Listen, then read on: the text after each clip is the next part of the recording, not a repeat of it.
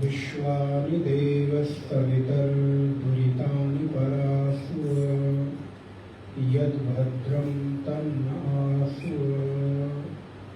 ॐ शान्ति शान्ति शान्तिः।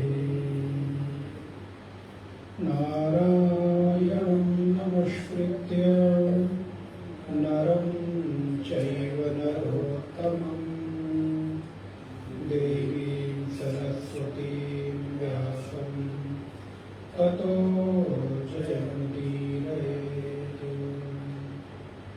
सदाशिवसमारम्भां शङ्कराचार्यमध्यमाम् अस्मदाचार्यपर्यन्तां वन्दे गुरुपरम्पराम्। ईश्वरो गुरुरात्मेति मूर्तिभेदविभागिने व्योमवद्व्याप्तदेहाय श्रीदक्षिणामूर्तये नमः। वागर्थाय सम्पृक्तौ वागर्थः प्रतिपत्तये जगतः पितरौ वन्दे पार्वती परमेश्वरौ। हमारा 10वां अध्याय प्रारंभ करेंगे।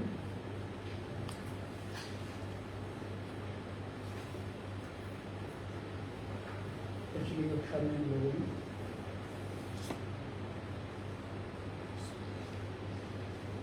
दसवें अध्याय का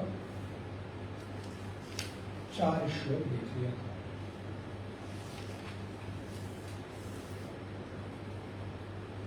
ओम श्री परमात्मने नमः। श्री भगवानुवाच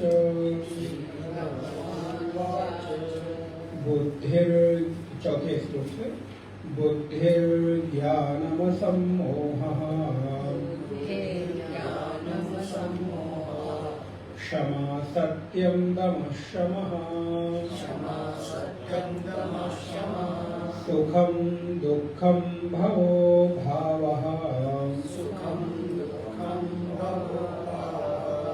भयं च भयमेव च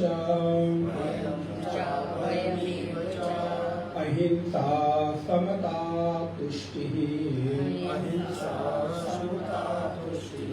तपोदानं यशो यशः भवन्ति भावः भूतानां मत्तः एव पृथग्विधाः महर्षयः सप्त पूर्वे चत्वारो मनवस्ततः मद्भावा मानसा जाताः येषां लोक इमाः प्रजाः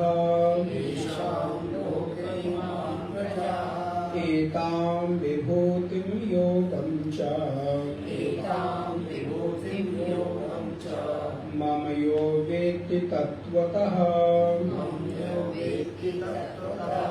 सोऽविकम्पेन योगेन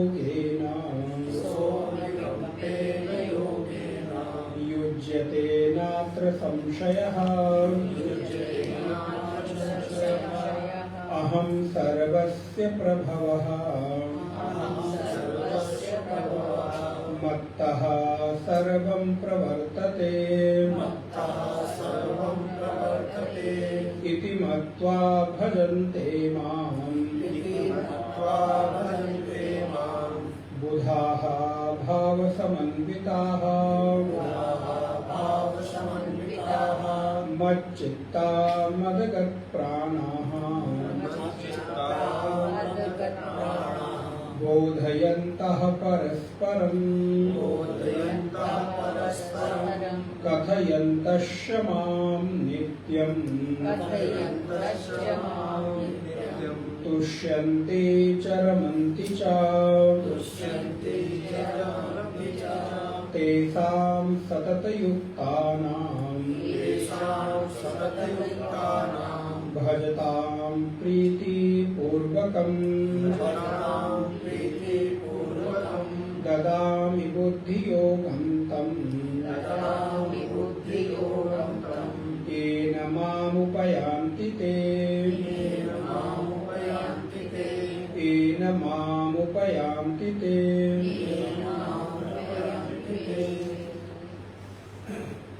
नारायण।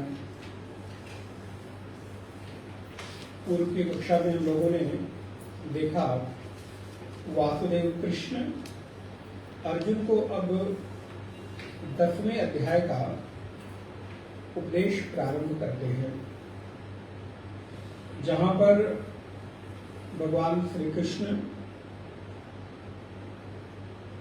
अर्जुन को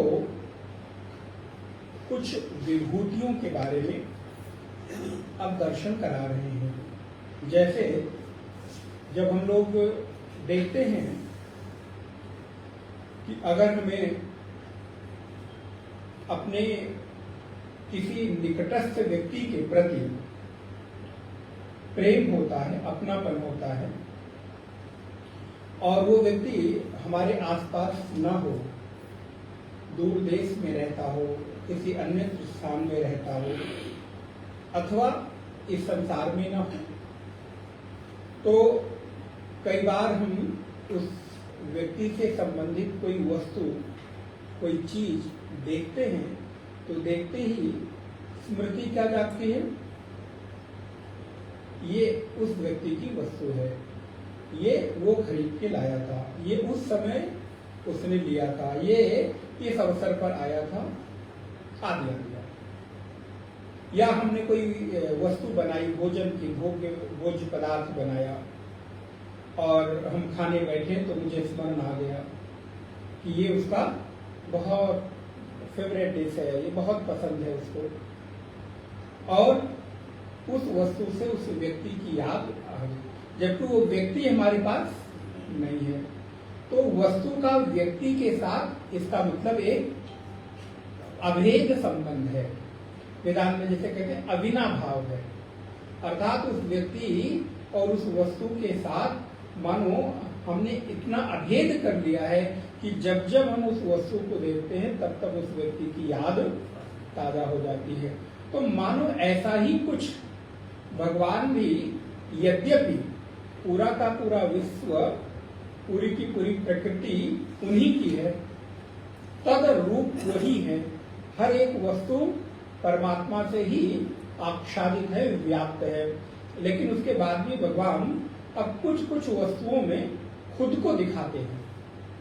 एक अर्जुन मैं यहाँ पे हूँ, मैं यहाँ पे हूँ। तो अभी ये जो 2 अध्याय है, 10वां और 11वां, ये मानो भगवान की अपने ऐश्वर्य, अपने विभूति, अपने विराट रूप का एक उत्कृष्ट स्वरूप भगवान यहाँ पर हम लोगों को दिखा रहे हैं। तो पिछली कक्षा में चर्चा हो रही थी भय को लेकर कि किस किस व्यक्ति के जीवन में भय की मात्रा अधिक होती है, कौन कौन है ऐसा व्यक्ति है जो हमेशा डरता रहता है। तो बोले जो हमेशा भविष्य की चिंता करेगा, आगे की चिंता करेगा, आप देखेंगे कि उसके जीवन में भय अधिक होगा। सबसे अधिक हमारी चिंता क्या है? कल मेरा, जैसे ही ये वृत्ति आई कि कल मेरा क्या होगा, वैसे ही एक अनजाना सा डर, एक अनजाना सा भय मन के भीतर व्याप्त हो जाता है, बैठ जाता है। और कई बार वो डर, वो वृत्ति इतनी प्रगाढ़ होती है, इतनी अधिक मजबूत होती है कि उससे हम निकल नहीं पाते और पता चलता है कि हम प्रतिक्षण उसी भय में, उसी वृत्ति में जी रहे होते हैं। अथवा 3 चीजें मैंने आपको निवेदन किया था। भविष्य का भय, भूत का पश्चाताप। भूत हमेशा पश्चाताप, ये कर लिया होता तो ऐसा हो जाता, उस समय ये निर्णय ले लिया होता तो ऐसा हो जाता, उस समय ऐसा नहीं किया इसलिए आगे परिणाम। तो भविष्य, भय, भूत, पश्चाताप और वर्तमान आसक्ति। आप देखिए, आसक्ति आपकी भविष्य में जो होगी उसके प्रति आसक्ति नहीं होती है, जब होगी तब होगी आसक्ति। लेकिन आसक्ति कब है? या जो बीत गया उसके प्रति आसक्ति है? नहीं है। फिर बीत गया उसको भी आप भुलाने की, छोड़ने की कोशिश करते हो, कई बार भूल भी जाता है। ये सृष्टि का नियम है। कितना भी कुछ प्रिय वस्तु आपसे विरग हो जाए, छूट जाए, एक काल लेता है, समय लेता है, थोड़ा समय जैसे जैसे पुराना होता है। कृष्ण गीता में ही कहते हैं कि कालेन आत्मनि विन्दति, काल के प्रभाव में सारी चीजें पुरानी होती चली जाती हैं। हम अपने आप को ही देखें कि हर रोज हम, ऐसा लगता है कि काल के गाल में जा रहे हैं और पुराने होते चले जा रहे हैं। तो इस विश्व का नियम है कि काल प्रत्येक चीज को पुराना करता जा रहा है। तो हमारी स्मृति भी, हमारी मेमोरी भी, हमारे भीतर बैठा हुआ कोई विचार भी पुराना हो जाता है, छूट जाता है। लेकिन जो आसक्ति है, जो चिंता है हमारी, जो हमारी मोह की स्थिति बनती है, वो वर्तमान की वस्तु, व्यक्ति, परिस्थिति, वर्तमान के आधार पर निर्मित होती है। इसलिए अगर वर्तमान में कुछ कार्य करना है तो बोले वो आसक्ति का त्याग करना है। भविष्य के लिए निश्चिंत होना है तो भय का त्याग करना है।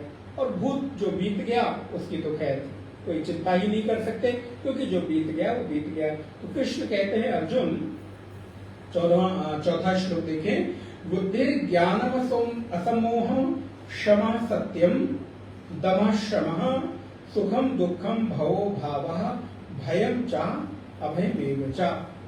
भय और अभय, ये सारी की सारी जो चीजें हैं वो उस व्यक्ति को प्राप्त हो जाती हैं। अर्थात अगर किसी व्यक्ति के भीतर अभय आ गया तो अब उसके भीतर भय नहीं रहता। भगवान शंकराचार्य ने भाष्य में लिखा, भाष्य जिनके पास है, सत्यम, तीसरी चौथी लाइन होगी, यथा दृष्टस्य यथा श्रुतस्य च आत्मानुभवस्य परबुद्धि संक्रांतये तथा एव उच्चार्यमाणाः वाक् सत्यम उच्यते। सत्य की परिभाषा बहुत सटीक यहाँ पर लिखी। यथा दृष्टस्य, हमने जैसा देखा है, यथा श्रुतस्य, हमने जैसा सुना है, यथा आत्मानुभवस्य, और जैसा मैंने अनुभव किया है। देखे गए, सुने गए और अनुभव किए गए। पर बुद्धि संक्रांतये, और इतना ही नहीं, अपने देखे गए, अपने अनुभव किए गए और अपने सुने गए चीजों को दूसरे की बुद्धि में वैसा का वैसा ही प्रत्यायित करा देना, वैसा का वैसा ही ज्ञान करा देना सत्य कहलाता है। अब हम विचार करके देखें कि क्या हम लोग सत्य का अनुसंधान करते हैं, सत्य के मार्ग का अनुसरण करते हैं, तो क्या इस सत्य के अनुकूल हमारी वृत्ति होती है कि जब हम किसी के लिए किसी से बात कर रहे होते हैं तो वैसा ही बात करते हैं जैसा हमने देखा है, अनुभव किया है और सुना है, कि उसमें हम अपनी कुछ नमक मिर्च लगा देते हैं।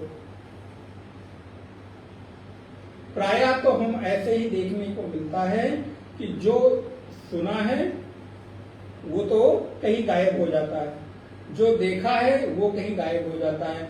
दूसरे व्यक्ति को हम वो बताते हैं जो हम, लेकिन आड़ किसकी होती है, आलंबन किसका होता है कि वो अमुक व्यक्ति मुझे ऐसा, अमुक जगह मैंने ये देखा, लेकिन अब देखा क्या, सुना क्या, अनुभव किया, वो न बताकर हम जो बताना चाहते हैं, भगवान शंकराचार्य कहते हैं सत्य तो वो, कितनी सटीक परिभाषा उन्होंने दी। हमने अपना देखा, अपने स्व अनुभव से जो अनुभव किया है उसको दूसरे की बुद्धि में वैसा का वैसे ही,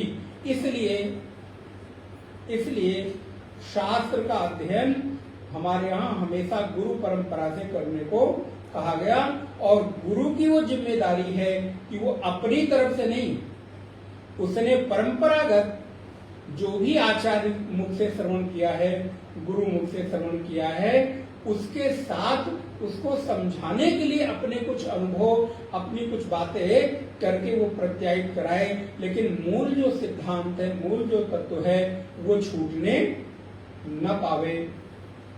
भगवान कहते अहिंसा समता तुष्टि ही, अहिंसा समता तुष्टि ही, तपोदानम यशो यशः, भवन्ति भावाः भूतानां मत्त एव पृथक विधाः।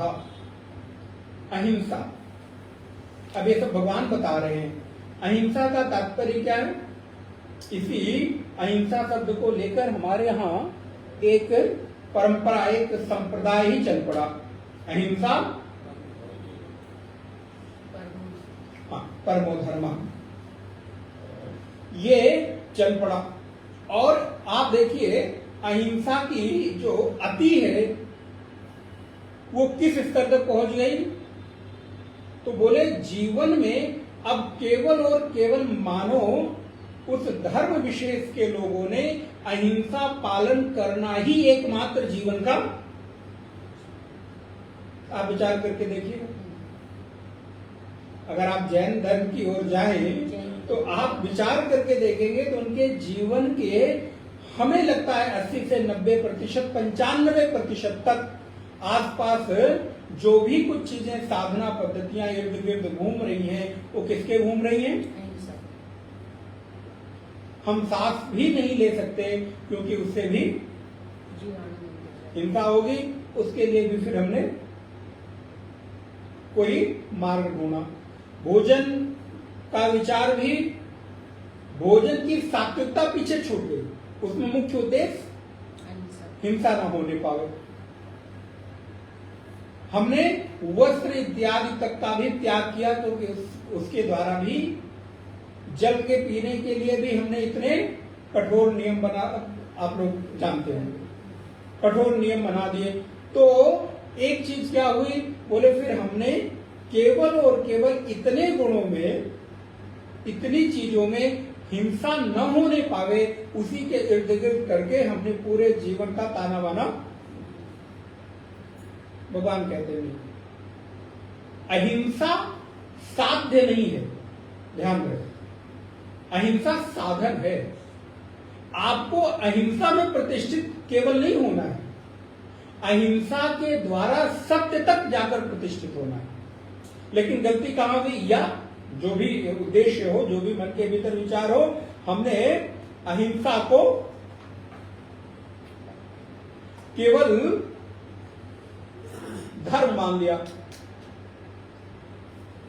अहिंसा तक जाकर हम सिमट गए।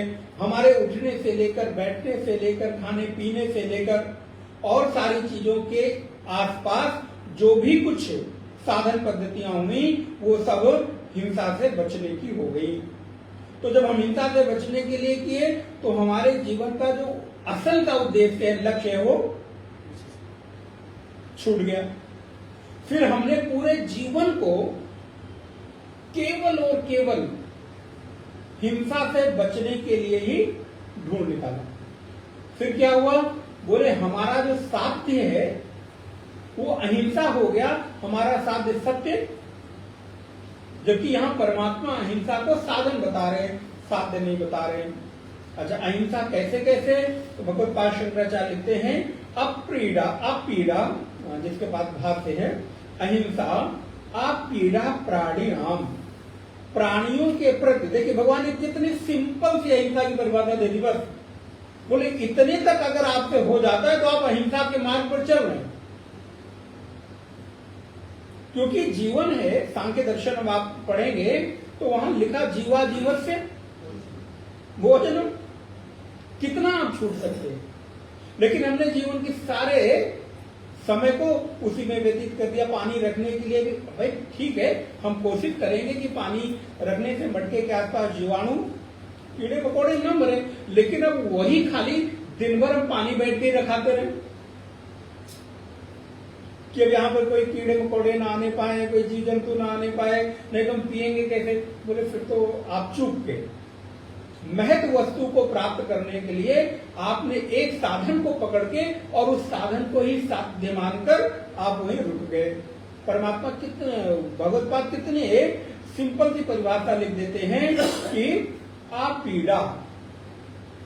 पीड़ा ना होने पाए, किसके प्रति ना होने पाए, बोले सीधा प्राणी नाम, प्राणियों के प्रति हमारी जो जानबूझकर सताने की, मारने की, उनको तड़पाने की जो वृत्ति है, विचार है, उसको नियंत्रित कर लेना अहिंसा है। इसलिए हमारे धर्मशास्त्रों ने हमारे यहां पंच यज्ञ का विधान कर दिया। नित्य 5 प्रकार की यज्ञ करो। ये हिंसा से बचने के लिए, ये अहिंसा पालन के लिए। भोजन बनने जा रहा है, हो सकता है जाने अनजाने आपने गेहूं पिसाया हो, उसमें कुछ कीड़े मकोड़े आपको नहीं पता है। चावल बना रहे हैं, दाल बना रहे हैं, हो सकता है आपने कोशिश बहुत की, बिना छाटा देखा, लेकिन हो सकता है कहीं एक आध और वो उसी में मिश्रित हो गया, आपको नहीं पता, तो आपके द्वारा जाने अनजाने में हिंसा हो गई। तो आचार्यों ने कहा कि आप रोज अग्निदेव को, गाय को, श्वान को, अतिथि को, चींटियों को आटे इत्यादि डाल के पूरा कर दो। अब आप सोचो कि कहीं गेहूं में घुन पिस न जाए, हिंसा हो न जाए, अब इसलिए मैं रोटी खाना, फिर दाल भी खाना बंद कर दो, चावल भी बंद कर दो, फिर फल में भी कई बार कीड़े होंगे, फिर पानी पीना भी बंद कर दो। तो ये तो फिर उद्देश्य, इसलिए आदि गुरु भगवान शंकराचार्य कहते हैं अहिंसा प्रतिष्ठायाम, अहिंसा न होने पाए प्राणियों के प्रति। और अगर कोई व्यक्ति अहिंसा में प्रतिष्ठित हो गया तो उसका प्रतिफल क्या है, ये आप व्यास भाष्य देखेंगे जब इसके ऊपर, पतंजलि के योग सूत्र के ऊपर, तो वहां पर बहुत सारे गुणों के फल बताए गए जब आपके भीतर उनकी प्रतिष्ठा हो जाती है। तो व्यास भगवान कहते हैं योग सूत्र में, भाष्य पतंजलि के, कि अहिंसा प्रतिष्ठायाम वैरत्यागा। यदि किसी व्यक्ति के जीवन में अहिंसा की प्रतिष्ठा हो गई तो उसके आसपास स्वाभाविक जातिगत वैरी भी अपना वैर छोड़कर और उसके पास प्रेम से रहते हैं। अब इसके लिए अभी आप श्रवण करेंगे 3 तारीख से शिव महापुराण, भगवान शिव के स्वरूप को देख लीजिए, उनके आसपास उनके परिवार की स्थिति को देखिए। परस्पर एक दूसरे के वैरी हैं, सर्प भी है, मयूर भी है, सिंह भी है, और मूषक भी है, गरुण देव, क्या नाम, मयूर देव है, वृषभ भी हैं। आप विचार करके देखें, सब एक दूसरे के परस्पर विरोधी। अब कैसे रहते होंगे, मान लो कभी भगवान शिव के यहाँ गेट टुगेदर हो, मालिक लोग तो सारे अपने अपने ड्राइवर ही हैं। वो वाहन को छोड़ छोड़ के बाहर गेट के अंदर बैठ के बातचीत कर रहे हैं, भोजन प्रसाद पा रहे हैं। और महाराज बाहर निकल के देखा तो गाड़ी कहीं चालक है ही नहीं है। क्या हुआ? बोले एक दूसरे चालक ने जो थोड़ा मजबूत है खा पी के, लेकिन आज तक कभी कुछ नहीं हुआ। क्यों? क्योंकि भगवान शिव की सन्निधि ही उनके भीतर का जो परस्पर वैर है उसको, किस कारण से? बोले अहिंसा में प्रतिष्ठा होने के कारण से। आप सुनते होंगे, देखते होंगे, कथाओं में पढ़ते होंगे कि एक ही घाट पे शेर और बकरी जल पी रहे हैं। चित्रादि में देखा होगा, कथाओं में। ये कैसे हो गया? आपने सुना होगा पहले कोई एक संत यहाँ रहते थे, बहुत तपस्या करते थे, तो महाराज बड़े बड़े शेर, भालू, चीते इस जंगल में आते हैं, लेकिन आश्रम के आसपास जैसे ही पहुंचते हैं तो वहां पे वो कुछ नहीं करते और सूंघ कर, सुना पड़ा होगा आपने, कैसे हुआ? तो बोले ये साधन का प्रतिफल है,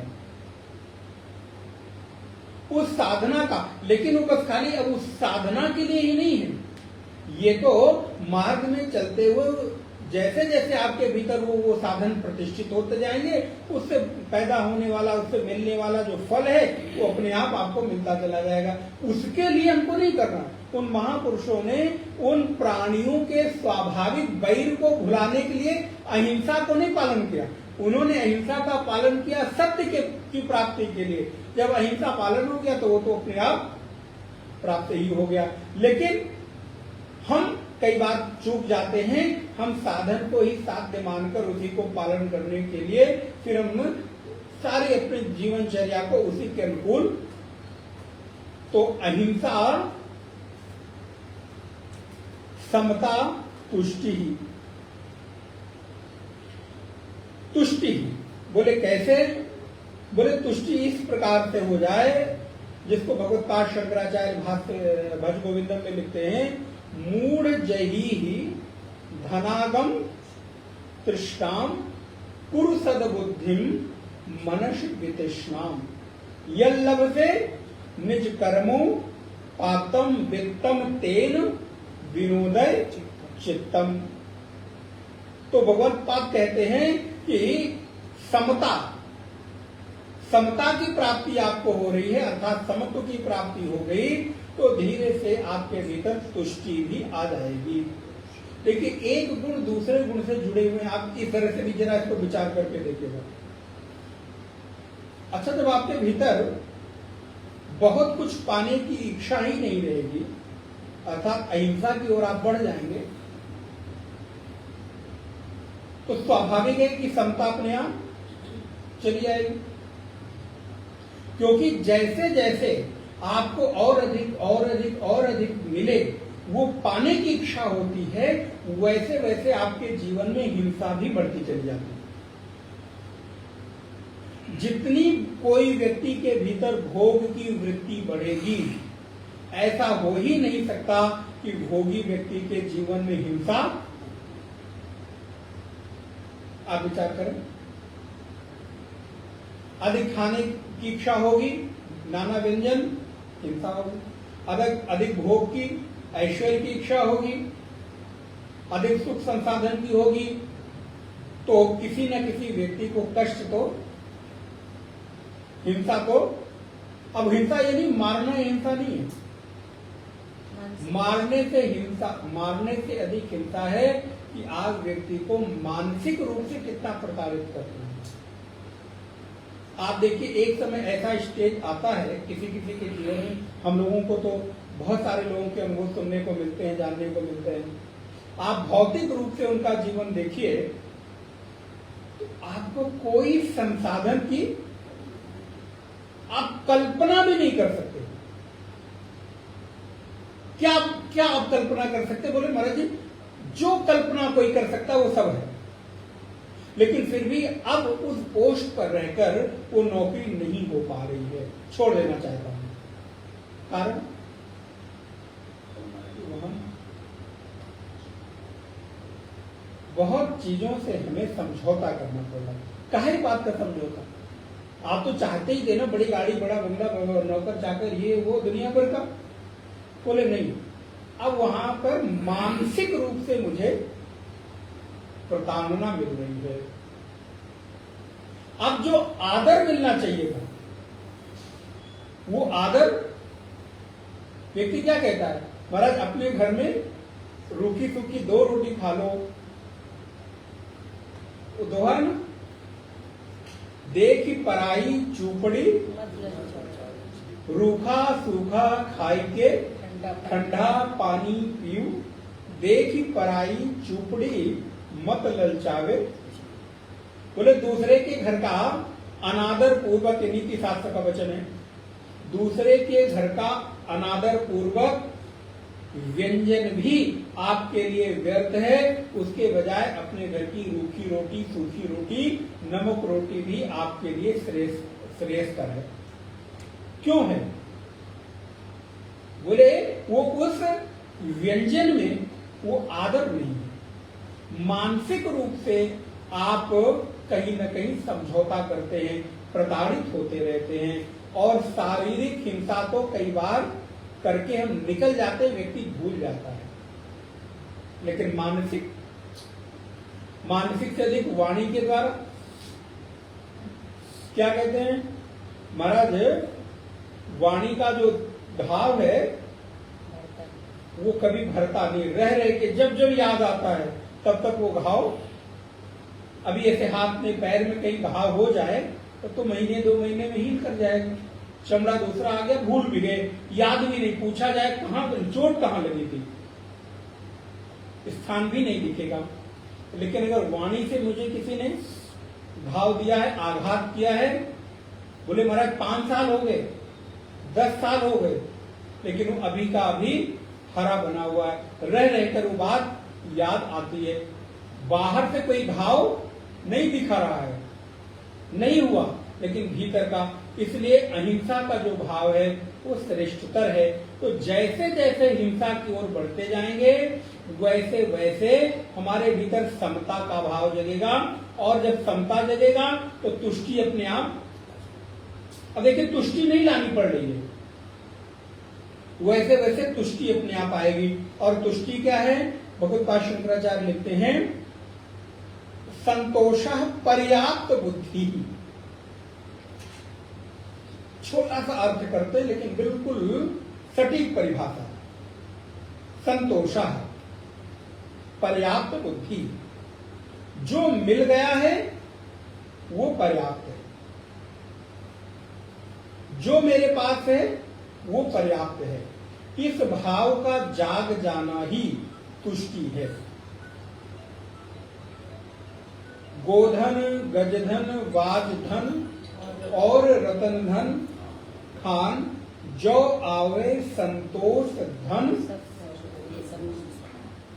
सब धन धूरी समान। तो तुष्टि क्या है? तो बोले तुष्टि है कि पर्याप्त बुद्धि, अलम बुद्धि, जो है बहुत है, अब जरूरत नहीं रहेगी। तत्पश्चात कहते हैं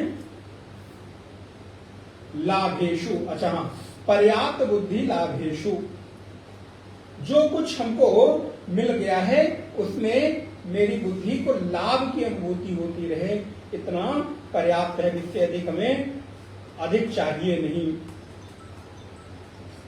स्विच ऑफ करते या साइलेंट करते फोन आने के पहले, तो एक के कारण फिर कई लोगों को डिस्टर्ब होता है। अहिंसा, समता, तुष्टि, तपो, दानम, यशो, यशः, और उसके बाद कहते हैं तप। तप अर्थात क्या? अब इस तप पर कई बार हम लोगों ने चर्चा किया है। वेदांत का तप बिल्कुल अलग है। अभी मुंडक उपनिषद हम लोग पढ़ रहे थे, उत्तराखंड में थे, तो पुनः वो विषय नवीन हुआ कि तप का तात्पर्य क्या है वेदांत में। बोले यस्य ज्ञानमय, ये ऐसा भी नहीं भगवत्पाद शंकराचार्य कह रहे हैं, ये श्रुति कह रही है। बोले यस्य ज्ञानमयम तपः, वेदांत का तो तप ये है जो आप कर रहे हैं। बोले महाराज ये तप कोई दिखाई तो देता नहीं, बोले इससे बड़ा तप और कोई है भी नहीं। जो वैचारिक तप है, इसको इस तरह से हम उदाहरण के तौर पर समझ सकते हैं। 8 घंटे की ड्यूटी फावड़ा चलाने वाला एक मजदूर भी करता है, और 8 घंटे की ड्यूटी उसी ऑफिस में बैठकर एक कोई अधिकारी भी करता है। अच्छा ये बताइए, दोनों का परिणाम एक ही निकल कर आता है? 8 घंटे के तप के बाद अधिकारी एक बड़ी बिल्डिंग खड़ी कर देता है।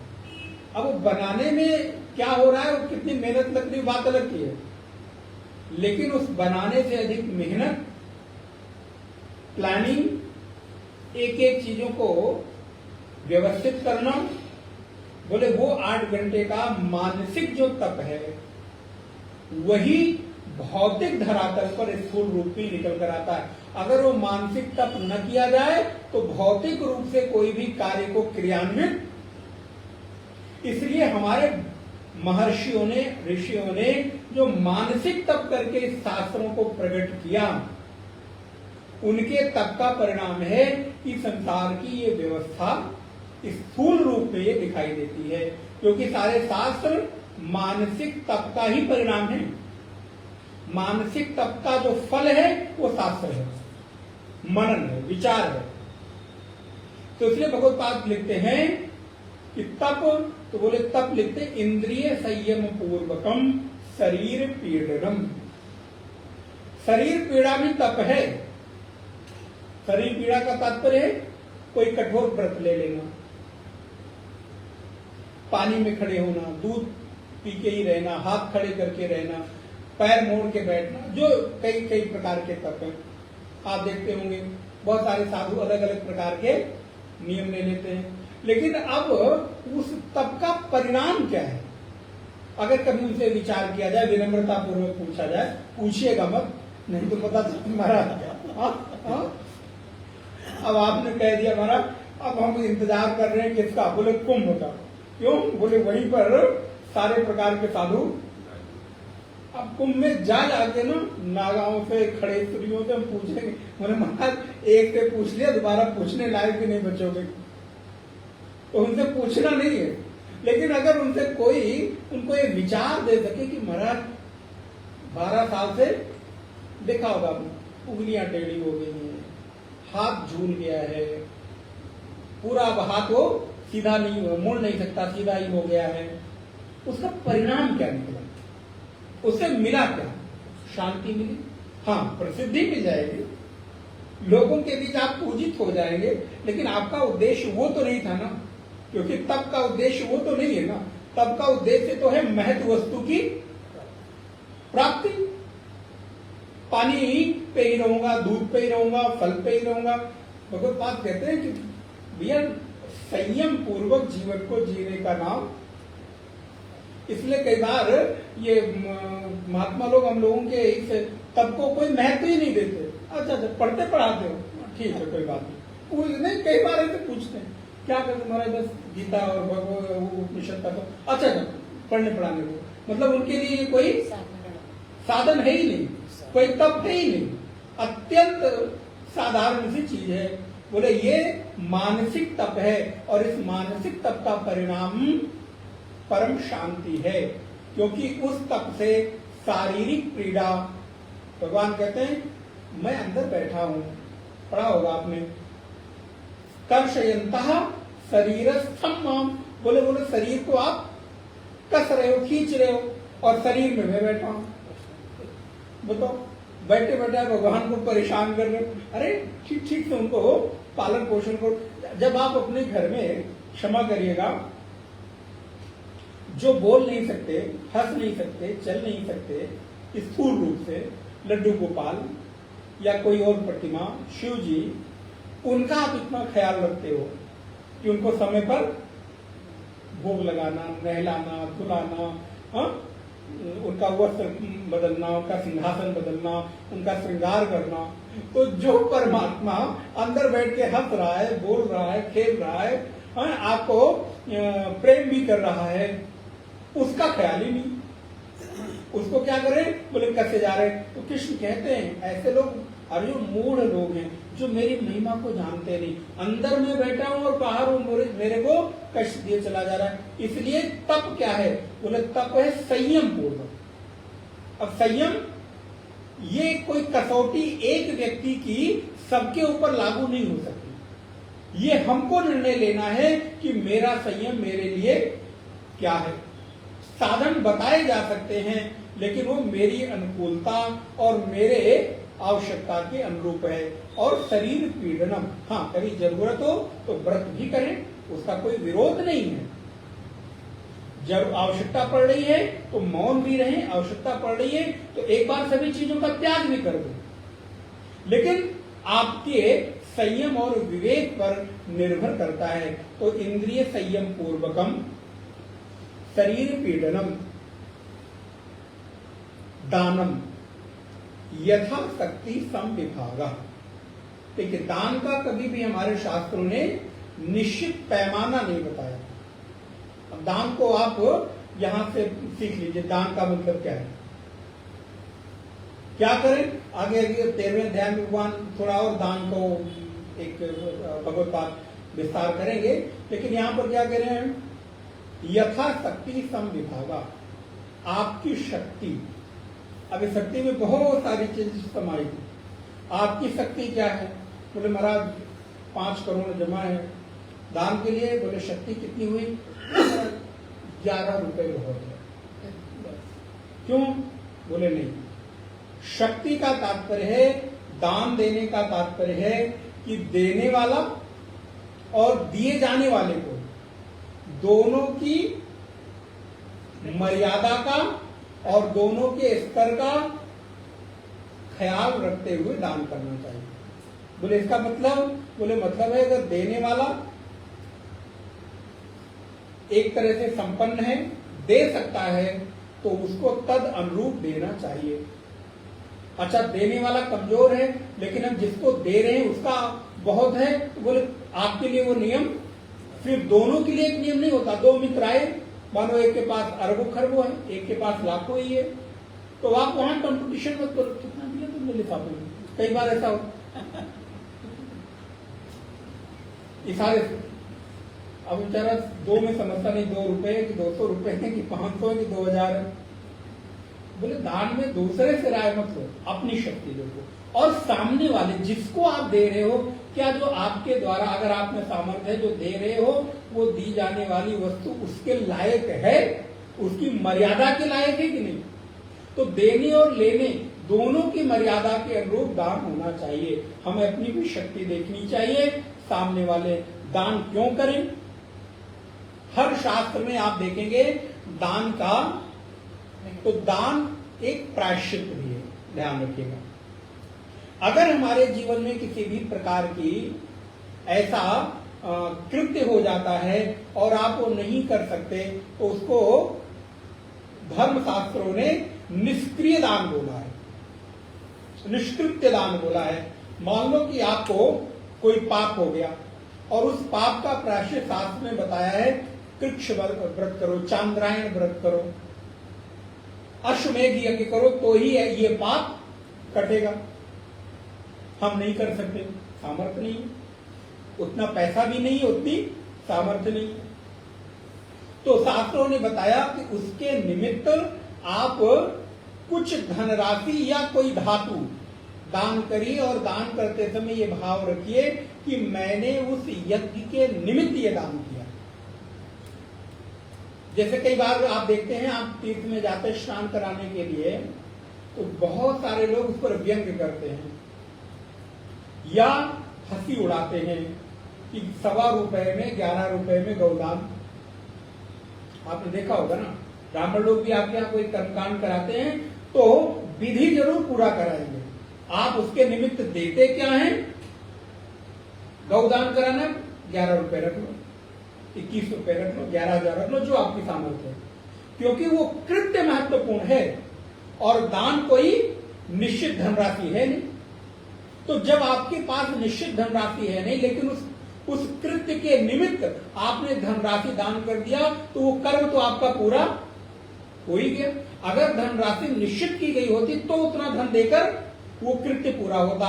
लेकिन जब धनराशि निश्चित नहीं है तो चाहे 11 दें, चाहे अपने सामर्थ्य के अनुसार 21 दें, चाहे 11 लाख दें, वो हमारे ऊपर कोई नियम, लेकिन हाँ, नियम उस समय प्रभावी हो जाता है जब मेरी सामर्थ्य हो और हम न दें। ऐसे व्यक्ति को सठ कहा गया कि उसको दे सकता है, देने की सामर्थ्य, और जिसको दे रहा है उसकी मर्यादा को ध्यान में रखकर नहीं कर रहा है।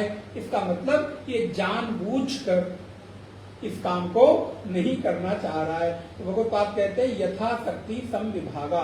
इसलिए दान के प्रति कभी भी आप उदासीन न रहें। कभी भी अगर आपको अवसर मिलता है तो थोड़ा थोड़ा थोड़ा। अच्छा, इसके एक प्रैक्टिकल चीजें मैं आपको बता दूं। आज आपके पास है, अच्छा दूसरे तरह से बताता हूं। आपके पास पैसे आते हैं, महीने के आपने नौकरी करते हैं, आपको 5,000 4,000 जो मिलता है, आप क्या करते हैं? सब खर्च कर देते हैं। वो व्यक्ति तो बुद्धिमान नहीं है कि जो महीने के अंतिम आते आते सारे पैसे, उसको स्वस्थ जीवन बिताने का तरीका नहीं पता है। और अगर ऐसा व्यक्ति है तो निश्चित रूप से जीवन में परेशान, अभावग्रस्त। आज आप प्रायः जितने भी आप लोग बैठे निश्चिंत होकर क्यों बैठे हैं? यहां बैठे हुए लोगों को तो मैं भली बात कह सकता हूं, जानता हूं। निश्चिंत होकर कैसे बैठे हैं? क्योंकि आपने जो धनराशि कमाई उस धनराशि को आवश्यकता अनुसार खर्च किया, लेकिन आपने भविष्य के लिए सुरक्षित भी किया। सब किया बोले नहीं, थोड़ा थोड़ा निकाला, और अपने उत्तरदायित्वों का, बच्चों को पढ़ाया भी, अच्छी नौकरी भी कराई, शादी विवाह भी किया, घर भी बनाया, गाड़ी घोड़ा मोटर भी लिया, रिश्तेदारी भी निभाई, जो जो कुछ करना चाहिए था सब किया। लेकिन उसके बाद भी आपने अपने लिए निकाल के कुछ ना कुछ रखा, जिससे अब मेरे पास नहीं भी आ रहा है तो भी मैं निश्चिंत हूं। मान लेते हैं दान का भविष्य का क्या फल होगा हमें नहीं पता, कोई बात नहीं। लेकिन आज हमारे पास ये धर्म की जो पूंजी मिली है, जिसके परिणाम से हमको सुख मिल रहा है, ध्यान दें, धर्म का परिणाम है सुख, पाप का परिणाम है अधर्म का परिणाम है दुख। तो आज अगर हमारे जीवन में सुख है, इसका मतलब है कि कल हमने धर्म किया था, परोपकार पुण्य किया था। कैसे?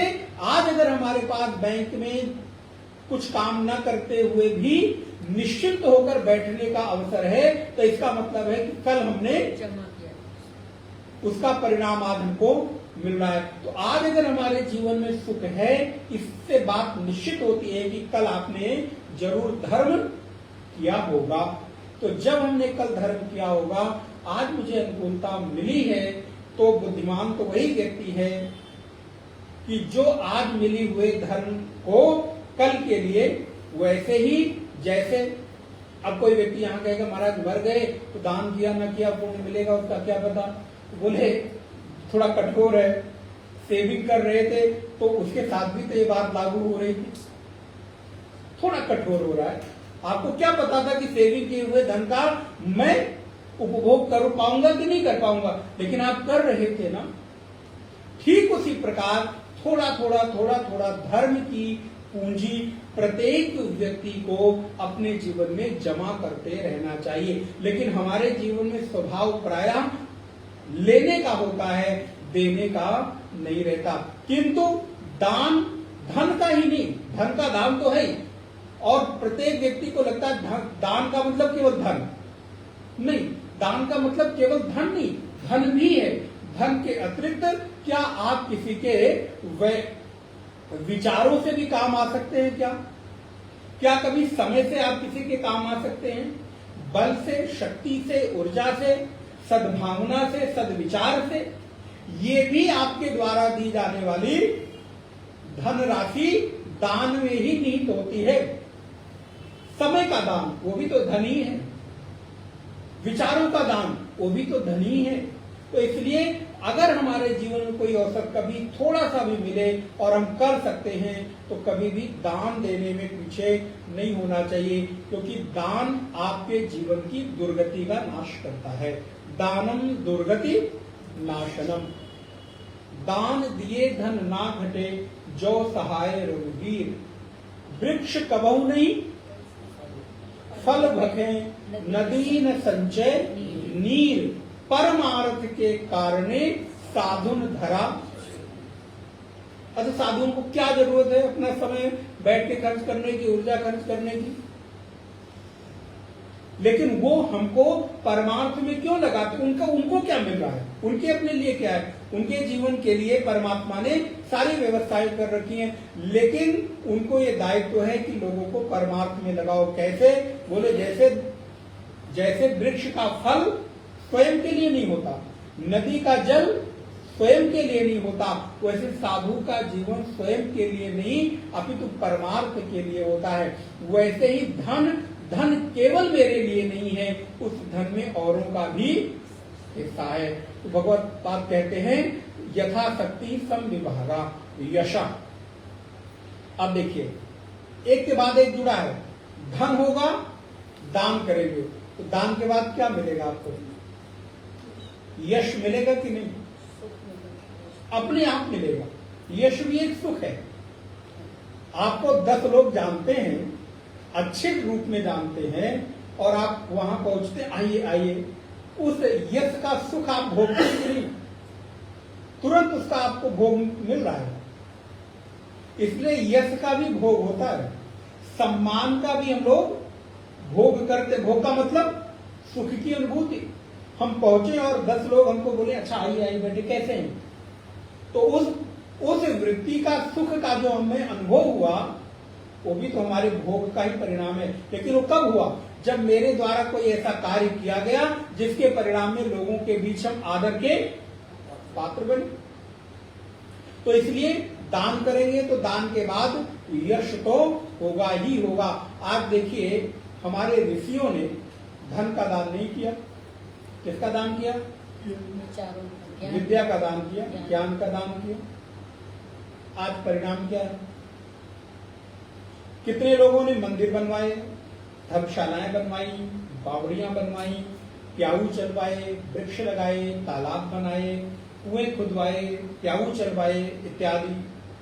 वो यश, इसलिए हमारे द्वारा किया गया प्रत्येक यश। अच्छा, अगर हमारे विचारों से एक व्यक्ति के जीवन में उपकार हो गया हो तो आप विचार करके देखिए, धन से अधिक आपने कितना दान कर दिया।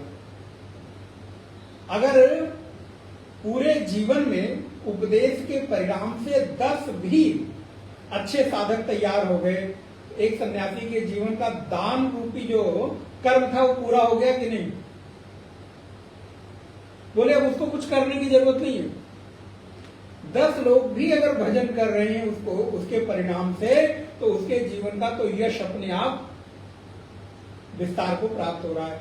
10 अच्छे साधक हो गए, वो उस व्यक्ति के जीवन की अपनी एक बहुत बड़े दान का और यश का, दोनों का परिणाम है। और भगवान कहते हैं ना, मनुष्याणाम हजारों लाखों में एक दो चलते हैं। और अगर इतने लोगों में 10, 20, 50 साधक भी जीवन में तैयार हो जाए, गीता उपनिषद का स्वाध्याय हो जाए, तो आप सोचिए कितना बड़ा ज्ञान का दान है। और आज हम जो बैठ कर ये चर्चा कर पा रहे हैं, ये हमारे ऋषियों के ज्ञान का ही तो परिणाम है। अगर ऋषियों ने ज्ञान का दान न किया होता, विचारों का दान न किया होता, और दान का मतलब क्या? जो देकर भूल जाओ उसको दान कहते हैं। देकर याद रखने का नाम दान नहीं है। महाराज वो दिया था, याद है? याद है वो दिया था। बोले ना ना ना, वो दान तो है, आपने दिया और आप भूल गए। आप उसको याद भी नहीं रहा, याद करना ही नहीं चाहते। उत्कृष्ट दान तो वही है। और दान दी गई चीज कभी वापस, ऋषियों ने विद्या का, ज्ञान का, विचारों का दान दिया। और आज देखिए, तो यथाशक्ति संविभागा यशा धर्म निमित्ता कीर्ति। क्या बात है, कितनी सुंदर यश। बोले महाराज आप कहते हैं यश का मतलब क्या? नाम। बोले नाम तो ही है। किसका? बोले 10 देशों की सरकारें खोज रही हैं, उसका भी तो नाम है। हाँ, सरकारें खोज रही है, महाराज मिल ही नहीं रहे, कहां गए मैं पता नहीं। तो उस नाम को यश नहीं कहते। देखिए सावधानी आचार्य की, देखिए कैसा यश कैसा नाम? बोले धर्म निमित्ताः कीर्ति, धर्म के निमित्त जो कीर्ति है उसको यश कहते हैं। आपके जीवन से कितने लोग प्रभावित हुए, कितने लोगों में बदलाव आया, आपसे कितने लोगों ने आदर्श के रूप में आपको स्वीकार किया और आपसे शिक्षा लेकर वो बदल गए। आपके द्वारा कितने लोग प्रेरित होकर स्वाध्याय, भजन, साधना, सेवा, सत्संग कर रहे हैं, वो बोले वो है यश, वो है कीर्ति। उससे मिलने वाला जो हो नाम, कीर्ति, वैभव है। तब कहते हैं अयशः, बोले अधर्म निमित्ताः अकीर्ति, बोले जो अधर्म से निमित्त अकीर्ति है उसको अपयश कहते हैं, अयस कहते हैं। भवन्ति भावाः भूतानां मत्तः एव पृथक् विदाः। अर्जुन, भवन्ति भावाः यथोक्ताः बुद्ध्यादयोः भूतानां प्राणिनां मत्त एव ईश्वरात् पृथक् विदाः नानाविधाः स्वकर्मानुरूपेण। जो प्राणियों के अपने अपने कर्मों के अनुरूप बुद्धि आदि हैं, नाना प्रकार के भाव हैं, वो सब मुझ ईश्वर से ही होते हैं। अर्थात ये सारी चीजें जो हैं वो सब किससे हो रही हैं? बोले परमात्मा से। परमात्मा से हो रही हैं तो हमको लेना क्या है? बोले जो आपको आपके अनुकूल हो वो ले लो। है कहां से? बोले है तो परमात्मा से ही। तो अहिंसा, समता, तुष्टि, तप, दान, यश, अयस, भवन्ति भावा भूतानाम, जितने भूत हैं, भूत अर्थात प्राणी हैं, वो सब ईश्वर से ही हैं। मत एव पृथक विधाः। महर्षयः, आगे कहते महर्षयः सप्तपूर्वे चत्वारो मनवस्तथा मद्भावा मानसा जाता एषाम लोक इमा प्रजाः। महर्षयः, जितने भी महर्षि, कौन कौन से महर्षि? बोले सप्त महर्षि, भृगु इत्यादि। भृगु है, अंगिरा है, वशिष्ठ इत्यादि जो ऋषि हैं, वो सारे के सारे लोग। और तदोपरांत सप्त ऋषि मृत्यु, भृगु, मरीचि, अस्ति, अत्रि, पुलस्त्य, पुलह, क्रतु और वशिष्ठ, ये 7 प्रकार के जो महर्षि हैं वो हम ही से होते हैं। पूर्वे अतीत कालः संबंधिनः चत्वारः मनवः, 4 प्रकार के मनुष्य हैं। बोले 4 प्रकार के कौन से मनुष्य हैं? तो बोले 4 प्रकार के मनुष्य हैं सावर्णः। पुराणों में इनका नाम सावर्ण, जो 4 प्रकार के पाए जाते हैं, उनको परमात्मा कहते हैं मनवस्तथा। तदुपरांत ये सारे के सारे लोग मुझसे ही संबंध रखने वाले हैं। मद भावा मानसा जाता, ये सभी मुझ में ही भावना रखने वाले हैं। अर्थात मदगत भावना वैष्णवेन सामर्थ्येन उपेताः, जो ईश्वरीय सामर्थ्य से युक्त हैं और मेरे द्वारा उत्पन्न किए गए हैं। अब यहां पर परमात्मा कहते हैं कि एषाम लोक इमाम प्रजाः, और मनु और महर्षियों की जो रची हुई ये चर और अचर सारी प्रजाएं प्रसिद्ध हैं, वो सब मुझसे ही। यहां भगवान विभूति का वर्णन कर रहे हैं, इसलिए सभी का नाम ले रहे हैं। एताम विभूतिम, अब कहते हैं ये सारी जो विभूतियां हैं जो बताई गई 7 नंबर का श्लोक। एताम विभूतिम योगम च मम यो वेत्ति तत्वतः सो अभिकंपेन योगेन युज्यते नात्र संशयः एताम विभूतिम। ये सब जो विभूतियां हैं भगवान की, इनको जो लोग तत्वतः जानते हैं। अच्छा, अभी आप लोगों ने तत्वतः जाना कि शब्दशः जाना? तत्वतः जाना, रियलाइज नहीं है बट जाना तो है। अरे वाह, क्या बात है। क्या? अब हमसे अगर कोई पूछे कि आपने तत्वज्ञों को देखा है कि नहीं, भाई जो तत्व से जाना वो क्या हुआ? तत्वज्ञ ही तो हुआ। तो कम से कम 3, 3, 6, 7, 8, 17 तत्व की तो बैठे ही हैं। अब क्या परिणाम क्या होगा? बोले ऐसे लोग, अब मैं कुछ नहीं कह रहा हूं, अगर तत्व से जाना तो भगवान उसका परिणाम क्या कह रहे हैं? नीचे वाली पंक्ति देखिए। तो अभिकंपेन योगेन, तो क्या आपके भीतर अभिकंप योग, अभिकंप योग का तात्पर्य है जो कभी भी किसी भी परिस्थिति में विचलित ना हो, अभिकंप रहे। अब रेणु जी बताएंगे। प्रतिदिन 10-15 बार होते हैं। तो सो अभिकंपेन योगेन, तो अगर ऐसी तत्वतः ज्ञान की दृष्टि मिल गई तो कृष्ण कहते हैं उसका परिणाम क्या होगा, हम जाने कैसे। कई बार हम पूछते हैं ना, मेरे भीतर भक्ति जागृत हो रही है, ज्ञान हो रहा है कि नहीं, मेरा धरातल क्या है। तो भगवान ने उसका भी पैमाना बता दिया कि क्या अभी भी किसी ऐसी परिस्थिति में विकलन होता है कि नहीं, विचलित होते हैं कि नहीं। विचलित अर्थात अपनी स्थिति से हिलडुल जाना, इधर उधर हो जाना। लेकिन कौन से लोग?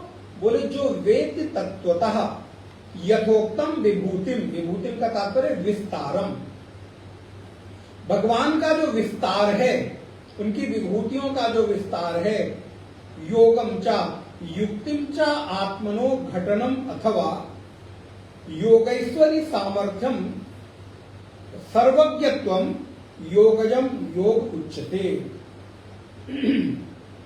योग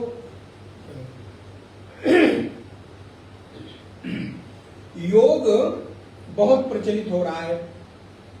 भगवान ने देखिए योग की, भगवत्पाद ने कितनी सुंदर परिभाषा लिखी है। योग का अर्थ क्या है? बोले पैर ऊपर करना और सिर नीचे करना। बोले नहीं, ये योग का एक बड़ा स्थूल सा एक्सरसाइज है, व्यायाम है। व्यायाम का नाम योग।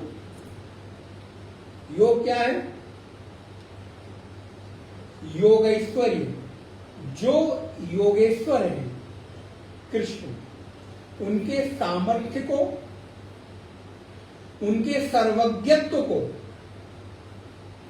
जान लेना, उन सर्वज्ञत्व से जुड़ जाने का नाम योग है। और वो शरीर से, बोले नहीं, हमारे यहां शरीर का महत्व तो बताया। ऐसे व्यक्ति का शरीर अब चाहे काशी में मरे और चाहे किसी चांडाल में के घर पे जाए छूटे, उसके लिए कोई, काशी में शरीर छूटे किसके लिए? बोले जो अभी शरीर के स्तर पर है उसके लिए तो काशी में शरीर छूटना पुण्य है। लेकिन जो इस योग से संबंधित हो गया है, बोले उसके लिए कोई फर्क नहीं पड़ता। अपने घर में छोड़ दे, चाहे काशी में छोड़े, चाहे अयोध्या में छोड़े, अथवा किसी निकृष्ट व्यक्ति के घर में छोड़े, स्थान में छोड़े, कोई फर्क, क्योंकि जिसको छोड़ रहा है ना, वो यात्रा नहीं करने वाला। भगवान शंकराचार्य को एक चांडाल ने ज्ञान दिया था, आपको मालूम है? उसी का स्तोत्र है मनीषा पंचकम। भगवान शंकराचार्य ने फिर उस चांडाल के रूप में आए हुए भगवान शिव की स्तुति की।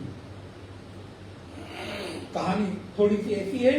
भगवान बाल शंकराचार्य गंगा स्नान करके अपने शिष्यों के साथ काशी के घाट से ऊपर आ रहे थे। तो शिष्य लोग हटो हटो हटो, रास्ता छोड़ो रास्ता छोड़ो, गुरुदेव जा रहे। स्नान के बाद पवित्रता का भाव कोई छू ना ले।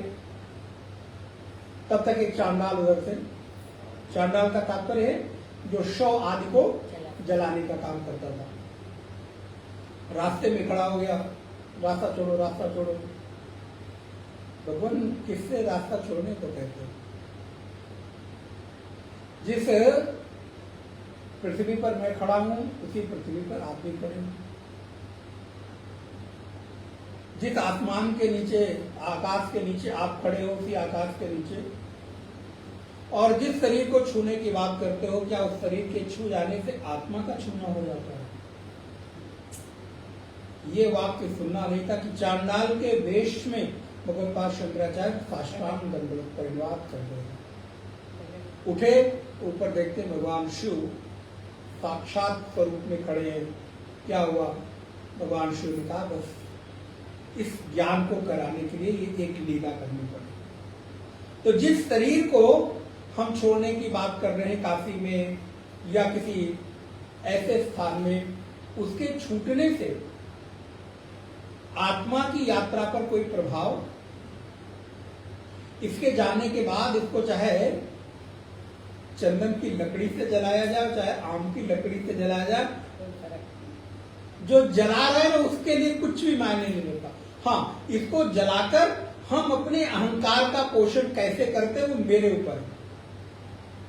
करना चाहिए, मना नहीं करना। आप कर सकते हैं, जरूर कृतज्ञता में करिए। जिसने लाखों करोड़ों अरबों खरबों की प्रॉपर्टी छोड़ी है, उसके लिए अगर आप 2-4 करोड़ चंदन की लकड़ी का भी जलाकर कर देते तो आप कुछ बहुत नहीं कर रहे हैं, कृतज्ञता है।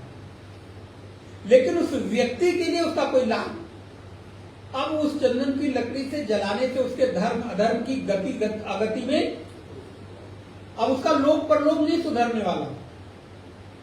वो तो जो होना था हो गया। इसलिए इस शरीर के छूटने से आत्मा के संबंध में कोई प्रभाव नहीं पड़ता।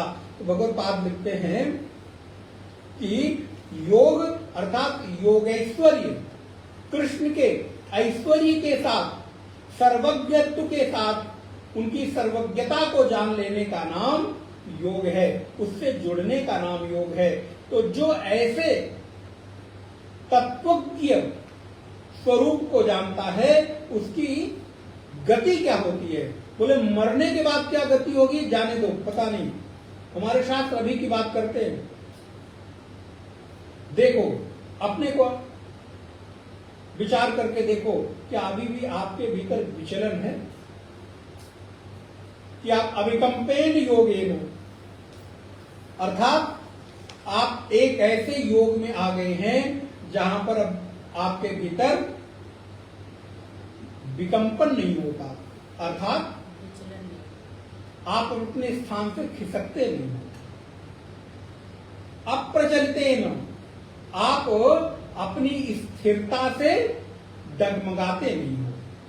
अब आपको उन परिस्थितियों से कोई प्रभाव पड़ता नहीं, अर्थात पूर्ण ज्ञान की जो स्थिर निश्चल अवस्था है, उस निश्चल अवस्था में पहुंच जाने का नाम ही अभिकंप योग है।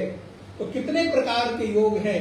बोले इतने योगों में अगर हमारे जीवन का कोई योग है तो उस योग का नाम है अभिकंपेन योगेन, अर्थात किसी भी परिस्थिति में, प्राप्त परिस्थितियों में, भवाटवी में विचलित न होना ही अभिकंपेन योग है।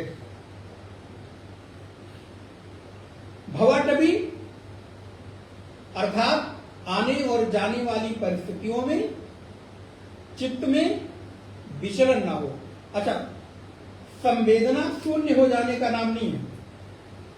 पुनः ज्ञान के भाव को थोड़ा संभाल के समझना चाहिए। हम संवेदन शून्य हो गए, संवेदनहीन हो गए। अब किसी के जीवन में सुख दुख आता है, कोई प्रभाव नहीं पड़ रहा, बोले नहीं, पत्थर हृदय का नाम ज्ञानी होना नहीं है। ये पत्थर हृदय हो गए। बोले ज्ञानी के हृदय में तो और भी आर्द्रता आ जाती है, करुणा आ जाती है, तभी तो वो करुणा के वशात ही तो गुरुदेव उपदेश करते हैं। अगर उनका हृदय पिघले ही ना, करुणा ना हो, तो उपदेश कैसे हो?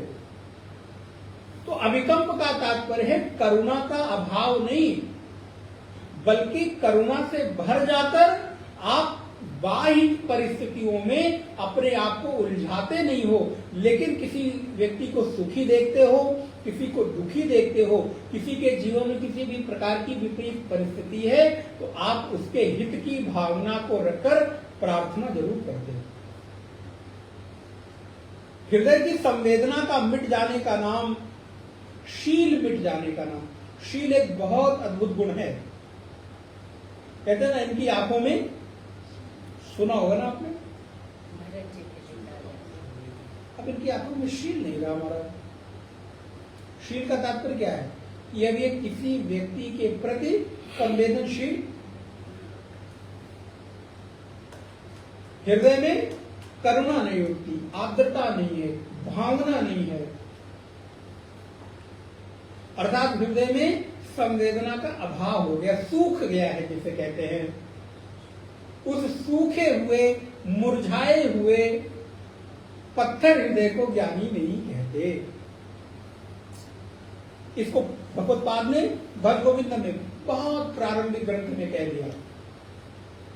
उस ज्ञानी की स्थिति तो कैसी हो जाती है? बोले बालवत,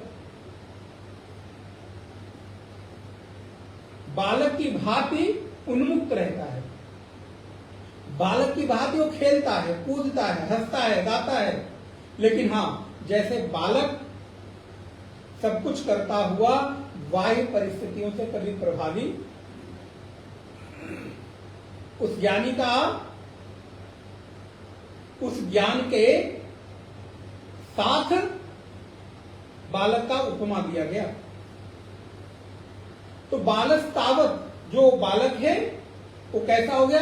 बोले एकदम उन्मुक्त हो गया है, किसी भी तरह से उसको प्रभाव नहीं पड़ता है। तो वैसे ज्ञानी के हृदय में बाह्य परिस्थिति का प्रभाव तो न पड़े, लेकिन जब वो उसके हृदय में किसी भी व्यक्ति के सुख दुख को, किसी भी व्यक्ति के जीवन के लाभ हानि को देखता है, तो उसके हृदय में करुणा का भाव तो सद्गुरु की भांति जरूर जागृत हो। तो भगवान कहते हैं, वासुदेव कृष्ण कहते हैं, अर्जुन एवं विभूतिम योगम चा मम यो वेत्ति तत्वतः सो अभिकंपेन योगेन युज्यते नात्र संशयः। ऐसे व्यक्ति जो मुझे तत्वतः जानते हैं, वो कभी भी मुझसे, मेरे साथ बिछुड़ते नहीं हैं। इस विषय में उनको कभी संशय नहीं रहता, सदा वो मेरे यथार्थ स्वरूप को जानते हैं। अर्थात किस प्रकार से युक्त हो जाते हैं, ये तो कह दिया, युक्त हो जाते हैं। तो युक्त कैसे होते हैं, कि अगले श्लोक में भगवान कहते हैं कि कृषेण अभिकंपेन योगेन युज्यते इति। किस प्रकार से आपके अविचल योग से युक्त हो जाता है? तो 8 नंबर का श्लोक बहुत सुंदर है कि अहम सर्वस्य प्रभवा, कैसे जानता है? इसको भी 9वें अध्याय में आप पढ़कर आए हैं। अहम सर्वस्य प्रभव, भगवान ने वहां क्या कहा है अपने आप को? कि संसार का बीज कहा है। तो अहम सर्वस्य प्रभवः मत्तः सर्वं प्रवर्तते इति मत्वा भजन्ते माम बुधाः भाव समन्विता। ऐसे जो बुध लोग हैं, इस भाव को जब जानते हैं तो वो यथार्थ जानते हैं। 8वें नंबर के श्लोक का विस्तार हम लोग अगली कक्षा में करेंगे, और सब रविवार को सुबह 9 से 10 उपनिषद की कक्षा। 2 बार भगवताम संकीर्तन। श्री कृष्ण गोविंद हरे मुरारे, हे नाथ नारायण वासुदेव। श्री कृष्ण गोविंद हरे मुरारे, हे नाथ नारायण वासुदेव। श्री कृष्ण गोविंद हरे मुरारे, हे नाथ नारायण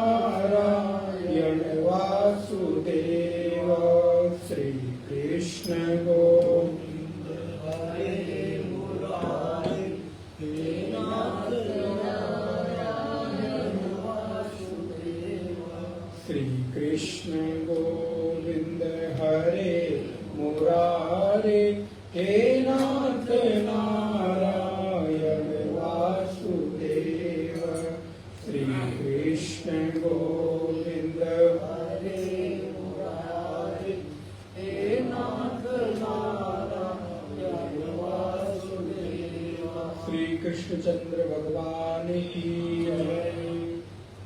श्री गीता माता की जय। सद्गुरुदेव भगवान की जय। नमः पार्वती पतये हर हर महादेव। ओम पूर्णमदः पूर्णमिदं पूर्णात् पूर्णमुदच्यते पूर्णस्य पूर्णमादाय पूर्णमेवावशिष्यते। ओम शांति शांति शांति। हरि ओम। श्री गुरुभ्यो नमः। हरि ओम। रविवार को उपनिषद कक्षा।